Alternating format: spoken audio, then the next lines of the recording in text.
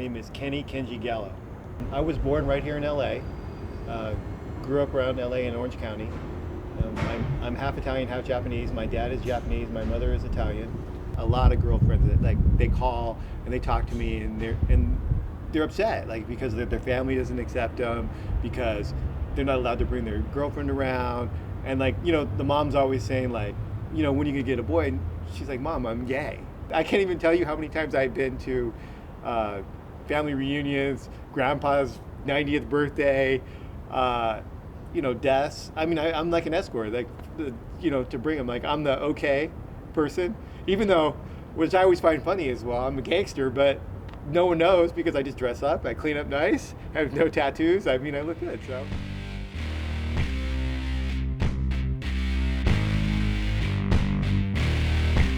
How'd I get into my life of crime?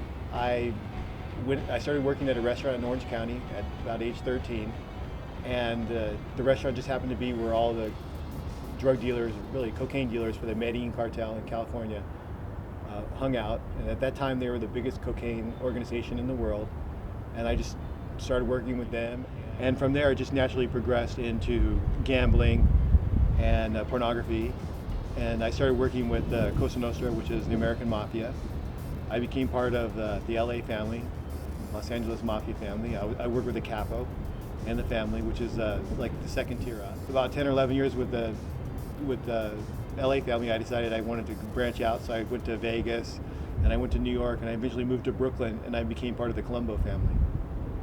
And after that, I started wearing a wire for the FBI, and I wore a wire for 8 years, and I took down 30 or 40 people, and they're still have cases today because of me. I used to find it really funny when I was around all the mob guys, because they would talk about this guy's gay or that guy's gay, we're going to chase him, which means that they're just going to banish him and not talk to him anymore because he's suspected of a homosexual act. And I would look at him and say, I know you've been in prison for 10 years, and I know a lot of guys in the prison are what we call gay for stay. They're gay when they're inside, but when they get out, then they're not, supposedly. But it's not just the mafia, it's like all the prison gangs, like the Mexican mafia is very much against that. They're against homosexuality, and there's the other ones too, the black gangs or Crips and the Bloods. Yeah.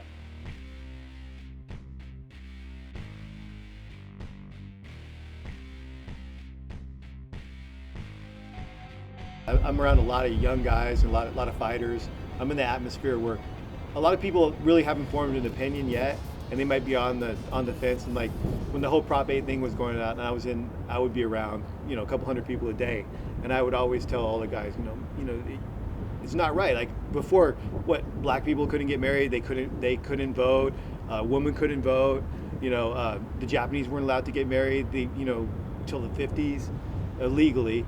And I go, it's ridiculous. And I go, any politician that says that it's not God's word, they should be fired right away, because there's a separation between church and state, and it's a crock, it's a crock. So I feel like I've impacted a lot, because I try to always, a lot of younger guys look up to me and they say, wow, he's done this, he's done that, he's a tough guy. And I say, listen, man, you have no reason to hate those people. And if you see two people like that, so what?